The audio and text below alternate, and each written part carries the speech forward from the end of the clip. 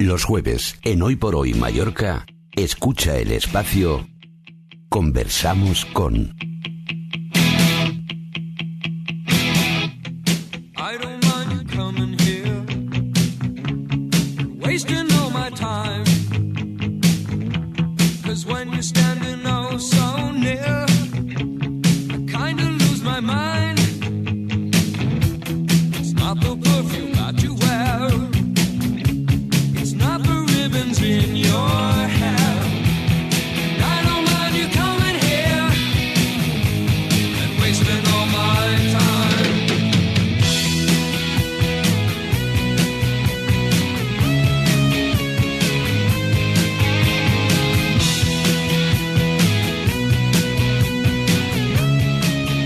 Nuestro invitado de hoy es periodista, doctor en Historia, profesor de periodismo en el CSAC, un apasionado de la guerra civil y además acaba de publicar un libro, El oro de Mussolini, que cuenta algo hasta día de hoy todavía desconocido, cómo la República planeó vender parte de España al fascismo, parte de España y las Islas Baleares entre esta parte.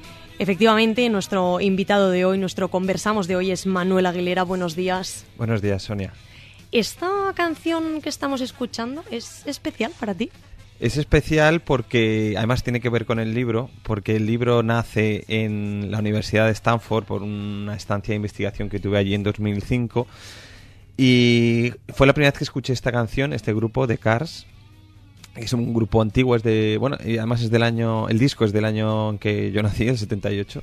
Y bueno, justo me encantó aquella canción y cada vez que la escucho me recuerda a ese momento de que yo pasé en Stanford y donde empezó el libro, ¿no? Donde encontré el primer documento y que, bueno, fue en 2005 y he tenido que ir investigando hasta ahora que lo he publicado, 15 años después. Y además en el libro, ahora que decías lo de que te transporta en ese momento, aparte es de un momento muy concreto, porque en el libro lo relatas, es la misma canción que sonó el día que invitaste a cenar a Tania. Exacto. Tania es la chica de 18 años y con Mistin, Iowa en el link de Messenger, que trabajaba en el archivo donde encontraste los documentos. Exacto. ¿Por qué ese momento? Claro, es que ese momento, además lo digo en el libro, para mí, para mí estar en Stanford, que es la segunda mejor universidad del mundo, para mí era un privilegio. Y era solo una beca de investigación de verano.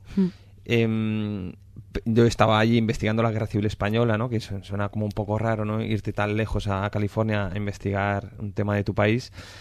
Y el momento en el que yo estaba en el archivo y conseguí ir a cenar con la chica del archivo, que la archivera, que es Tania, que tenía 18 años, y me llevó en su coche por Palo Alto, que es también donde nació Apple, Google, y me llevó sonando esta canción en el coche, pues como digo en el libro, yo toqué el cielo con las manos. O sea, fue un privilegio y por eso cada vez que la escucho, pues me lleva a ese momento.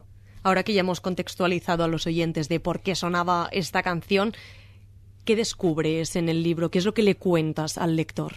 Sí. Pues yo allí me escandalicé porque encontré las actas de la negociación entre el gobierno de la República y el gobierno de Mussolini, que primero ya me escandalizó, bueno, que estuvieran negociando a la vez que estaban luchando entre sí en la Guerra Civil Española, pero cuando vi como mallorquín que lo que estaba sobre la mesa, lo que se estaba discutiendo era crear una colonia en Baleares, y yo sabía que eso no se había publicado nunca, pues me escandalizó mucho y entonces lo que hice fue primero llamar a mi director de tesis en aquel momento, llamarle desde allí, desde una cabina, contárselo y él me dijo, tienes que hacer un libro, yo quería hacer un artículo para el periódico porque yo estaba investigando otra cosa en realidad y él me dijo, no, espérate, investígalo a fondo y haz un libro. Y al final el libro he tardado 15 años porque quería tener el tema bien amarrado. O sea, necesitaba varias pruebas. Esta era una. Luego encontré en el mismo archivo otra súper importante y me faltaba lo que yo llamo la prueba italiana. Me faltaba como la versión, como nosotros los periodistas, ¿no? Siempre cogemos las dos partes. Contrastar, Exacto. claro, contrastar las fuentes. Exacto, contrastar. Y al final, aunque tengas una fuente que sea muy, muy fiable y muy, muy potente, pues necesitas otra. Y del mismo nivel. Y he tardado 15 años en encontrarla. Siempre dices que llegaste a los documentos por casualidad. Sí. Cuéntanos cómo fue, cómo llegas por casualidad a un documento tan importante. Sí. Pues al final, cuando estás muchas horas en un archivo, te encuentras por casualidad cosas que no buscas. Y eso es lo que me pasó a mí con este de Stanford, ¿no? Que yo estaba investigando otra cosa y de repente encuentro esto de Baleares. Claro, eso ya me enciende la alerta, ¿no? Y entonces ya estaba buscando dos cosas, lo que ya buscaba de antes y lo de Baleares. Y encontré una segunda prueba ahí. Y lo que hice, lo que he hecho todos estos años, sobre todo, es revisar bibliografía, revisar otros archivos, sobre todo archivos de Roma, buscando la prueba italiana. Y cuando yo creía que no la había encontrado, ocurrió una cosa por casualidad durante el confinamiento, que no sé si quieres que lo cuente ahora, porque es una casualidad. Bueno, sí, puedes contarlo, sí. Yo, claro, lo estuve investigando, claro, son muchos años. En 2016 más o menos ya perdí la ilusión porque yo ya había estado 2 veces en archivos de Roma, todo pago con mi dinero y mis vacaciones y tal, y yo creía que no la había encontrado la prueba italiana y dije, es que no puedo publicar una cosa que no está, además tan potente, porque esto tiene un titular muy delicado. Sí, hombre, tiene un titular y al final muy es un titular que obviamente a los mallorquines nos sorprende, claro, cuando tú escuchas esto y dices, madre de Dios, ¿cómo puede ser esto? Exacto. Y claro, tenías que tenerlo todo bien atado y bien contrastado, claro. Estamos hablando de la cesión de soberanía nacional y estamos hablando de ceder nuestra casa, o sea, nuestro territorio, nuestras islas a un país fascista, además, o sea, Mussolini, o sea, es que no, es una cosa muy, muy grave. Entonces yo la quería tener bien amarrada. Lo que ocurrió durante el confinamiento, yo en el 2016 dejé de investigar, dejé el tema porque dije, no he encontrado el tema, pues ahí se queda y ya está, ¿no? Ya otra cosa, claro. Ya otra cosa. Pero el 2020, durante el confinamiento, hubo un incendio en la Albufera, en septiembre. Y entonces yo ahora tengo una columna en el diario Última Hora y escribo de cosas, sobre todo historia. Y yo recordé que en un archivo romano había visto un documento italiano sobre la Albufera. Lo que pasa es que, claro, yo como había tantos documentos, yo hacía fotos y los guardaba en mi ordenador, pero yo no los leía después porque eran muchas horas y tal, ¿no? Yo los miraba solo por encima y como estaban en italiano, pues a veces no sabían muy bien de qué iban.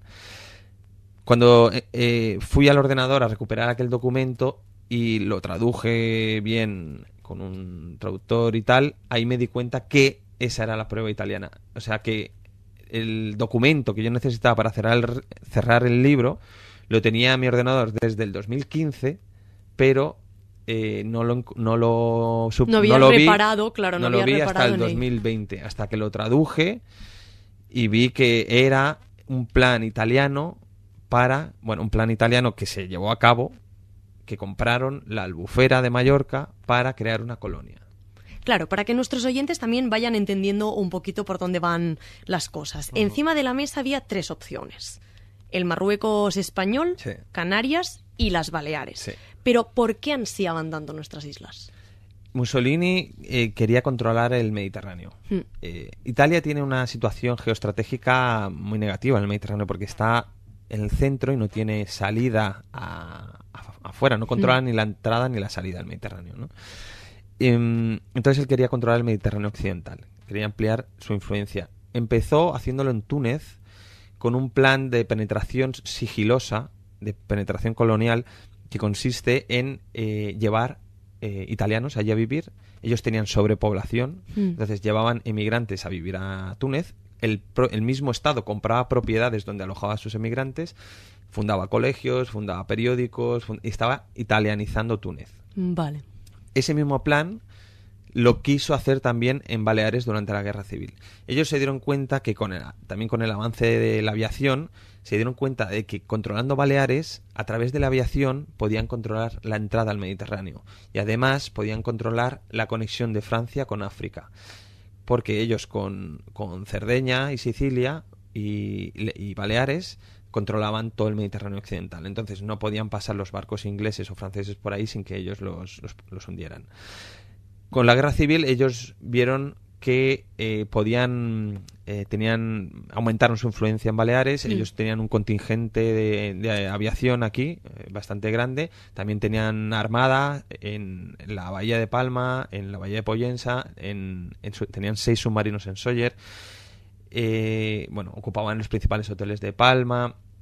Llegó a ponerse aquí el italiano como lengua voluntaria de estudio en las escuelas públicas, o sea, como se crearon diferentes centros para aumentar la influencia, para consultar periódicos italianos y tal, ¿no? Y entonces ellos intentaron aumentar su influencia a través de Franco, que era el que les permitía estar aquí. Lo que pasa es que Franco no estaba dispuesto a hacer nada de soberanía nacional, como nacionalista exacerbado que era, no estaba dispuesto.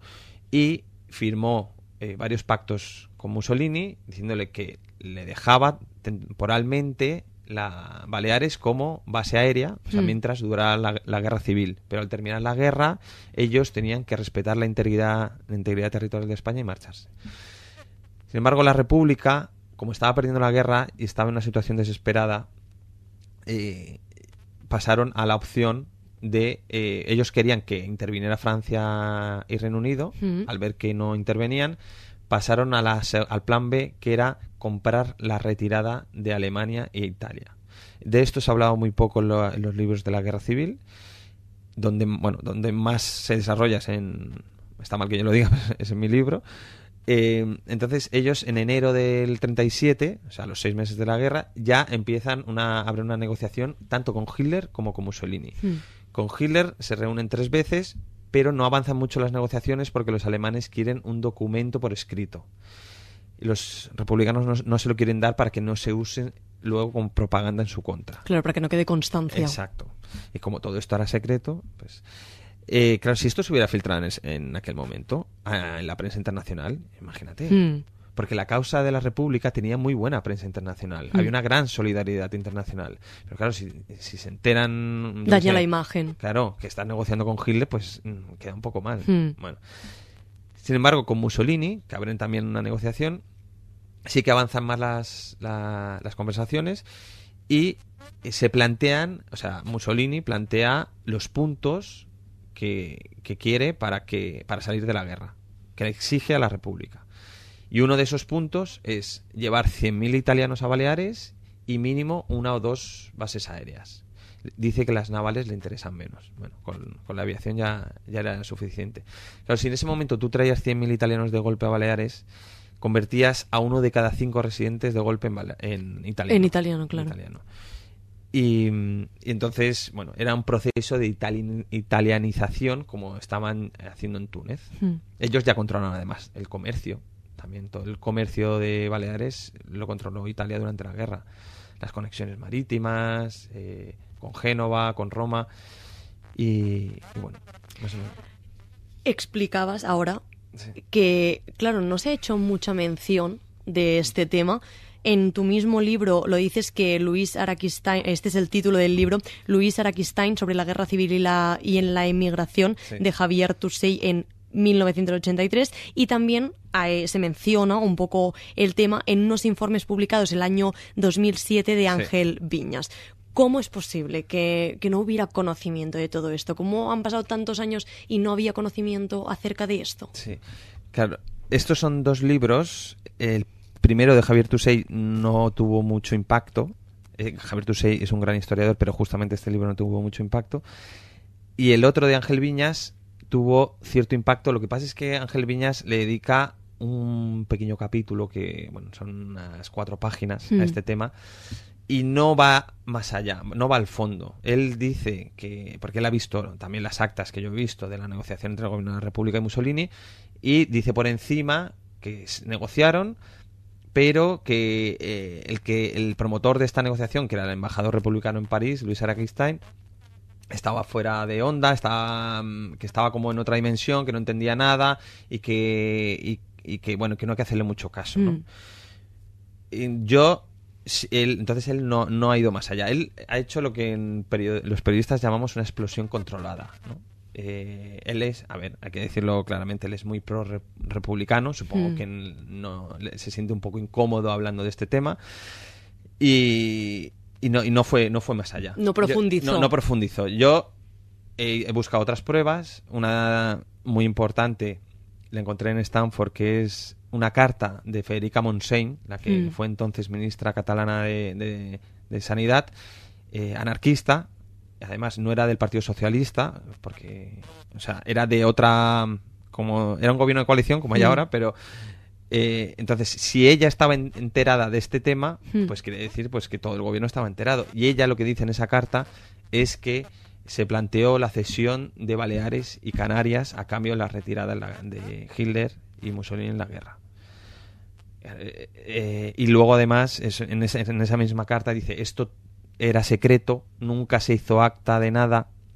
En el Consejo de Ministros. En el Consejo de Ministros, en las reuniones del Consejo de Ministros no se hicieron acta de nada, y a su interlocutor en la carta le dice: por favor, no cuentes nada, porque todavía es muy pronto para contar toda la historia. Claro, era un tema tan delicado que era mejor, bueno, que no se hablara de ello, ¿no? De hecho, no sale nada en las memorias de Largo Caballero, en las memorias de Azaña.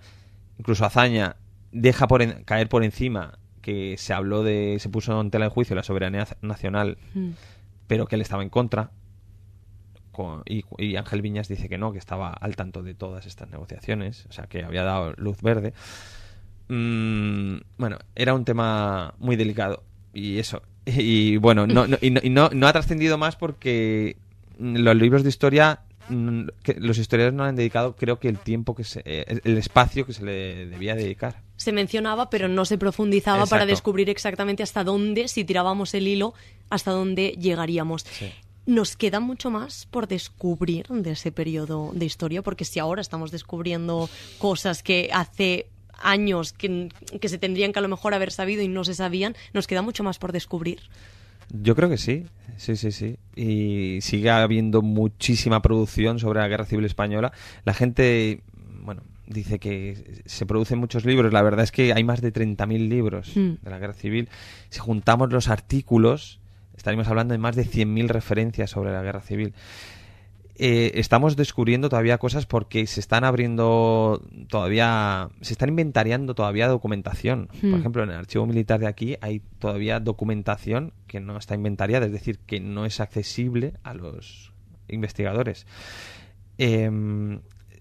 Con los avances tecnológicos también se pueden hacer investigaciones más sofisticadas. O sea, podemos hacer mapas, podemos combinar con bases de datos, nombres, podemos descubrir también, porque tramas secretas como esta que sale en el libro, claro, que parece una novela ficticia, porque cuando empiezas a leer es como podría ser una novela ficticia totalmente. Sí. Y además la trama de corrupción que yo explico en el libro que hicieron en ese momento es muy actual, ¿no? Que es crear una empresa pantalla y testaferros mallorquines. Y bueno... Que ese era el método que se utilizaba. Sí, y es el método que se ha utilizado la corrupción aquí, y en muchos, en todo el mundo, ¿no? Utilizar siempre a testaferros. Claro, descubrir esta trama y tenerla bien documentada, o sea, una trama de corrupción de este tipo es complicado. Sí. Los periodistas lo sabemos, porque tienes que confirmar que esta persona es testaferro realmente. Porque como te equivoques, además, te llevas una multa. Tienes que tenerlo muy cierto para decirlo, sí. Sí. Así que yo creo que hay mucho todavía por descubrir. También, ahora yo estoy trabajando en un libro sobre la batalla de Mallorca de aquí, que creo que es muy desconocida y todavía hay mucho por saber. El historiador Josep Massotti Montaner, recientemente fallecido, tiene un gran libro sobre la batalla de Mallorca, pero es del año 87 y hay muchísimas fuentes nuevas. Nosotros hemos hecho un trabajo arqueológico de la zona, conocemos los espacios, fuentes orales, nueva documentación, Yo lo estoy haciendo el libro con un historiador de Barcelona que se llama Gonzalo Berger, que ha estudiado las milicias antifascistas de Cataluña. Entonces, él de la parte de los republicana va a dar grandes novedades, como por ejemplo el número de participantes, número de muertos, de qué ideología, nombres, cuántas mujeres había, cuántos hombres. Y por la parte sublevada o franquista, que me encargo yo, pues lo mismo, hay muchísima documentación nueva en el archivo militar y creo que todas estas historias se deben conocer. Te invitaremos cuando saques el libro para que también vengas a contárnoslo. Encantado. ¿Por qué te interesa tanto? ¿De dónde te viene esta pasión por ese periodo, por la guerra civil? Pues no hay ninguna razón personal, un trauma familiar ni nada así. Es simplemente que yo no soy un gran lector, ¿eh? O sea, yo soy periodista, me encanta leer periódicos, la actualidad, noticias, pero no soy un lector de clásicos ni nada. ¿Te gusta estar informado y leer, gusta estar informado, claro, la actualidad? Sí. Sin embargo, con los libros de la guerra civil sí que disfrutaba, y además desde muy pequeño. A mí me impactaba muchísimo que hubiera habido una guerra hace tan poco entre nosotros mismos, pero entre nosotros mismos, que es entre familias. Y cuando se dice familias, que hay gente que le molesta decir la guerra entre hermanos, pero es que los hermanos se mataban entre sí. Los primos, aquí hay historias de gente que mandó fusilar a su suegro, o primos que se mandaban fusilar mutuamente, o hermanos que se encerraban, porque uno era de Falange y el otro era de Esquerra Republicana Balear. O sea, entonces a mí me impactaba muchísimo. Digo, no puede ser esto. Y entonces, bueno, desde los 14, 15 años eran los únicos libros que yo disfrutaba. Y con eso sigo, y veo que es, bueno, al final, es mi principal afición y se está convirtiendo en mi trabajo. Bueno, yo trabajo de profesor de periodismo, pero vamos... Que también te quiero preguntar sobre ello, pero me lo reservo para dentro de unos minutos. Volviendo al tema del libro, ¿cómo se está 15 años sin decírselo a nadie y guardando este secreto? ¿O tuviste algún confidente que le pudieras contar algo? Porque 15 años sin poder hablar de esto cuando tenías algo tan suculento entre manos debe ser difícil. Bueno, hablarlo sí que lo hablaba, lo que pasa es que con gente que no es del gremio, de historiadores. Claro. Claro, imagínate, basta que me tomara 2 cervezas para soltarlo. Para contarlo. Lo que pasa es que la gente, claro, yo veía que le impactaba muchísimo a todo el mundo, lo cual me animaba, pues decía, bueno, pues es una noticia importante no solo para mí, sino pero cuando yo decía que iba a hacer un libro y tal, la gente tampoco le da mucha importancia. O sea, decía, bueno, o sea, tampoco. Luego, ahora que lo he publicado, es verdad que muchos amigos me decían, pero ¿cómo no me habías dicho nada de esto? Y digo, yo creo que te lo he contado, pero no me debiste hacer mucho caso, o a lo mejor tú te habías tomado también 2 o 3 cervezas. Pero también es una cosa que me ha venido muy bien también como ilusión, ¿no? Tener siempre una ilusión ahí de algo grande, que crees que es grande, que vas a hacer algún día, ¿no? Y lo quería hacer bien. O sea, no quería precipitarme. Y bueno, cuando hice la tesis doctoral, que también tardé muchos años, claro, yo también pensaba, estoy tardando mucho, no tengo ningún rédito a corto plazo, pero digo, bueno, yo creo que a largo plazo vale la pena, ¿no? Y sí, bueno, o sea, la he contado, pero bueno, no públicamente. Claro. Sí. Y ahora que has dicho lo de las 2 cervezas, me acuerdo de otra anécdota del libro, porque esos documentos tan importantes estuvieron una noche en una discoteca, poco rato, pero estuvieron en una discoteca. Exacto. ¿Cómo se te ocurrió que era una buena idea llevar esos documentos a una discoteca? Sí. Pues bueno, son de esas cosas que no piensas, ¿no?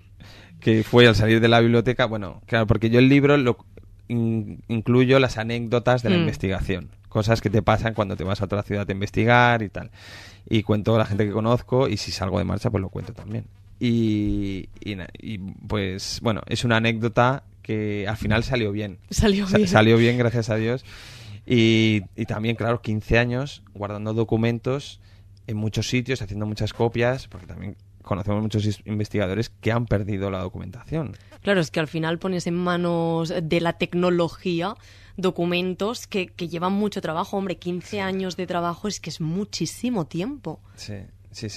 Es tanto que por eso también perdí un poco la ilusión, porque creía que nunca iba a encontrar tanto tiempo como para procesar toda la información. Claro. Pero por eso el confinamiento, cuando encontré el documento de la Albufera y ya dije, bueno, esa noche no dormí. Fue un impulso. Esa noche no dormí directamente.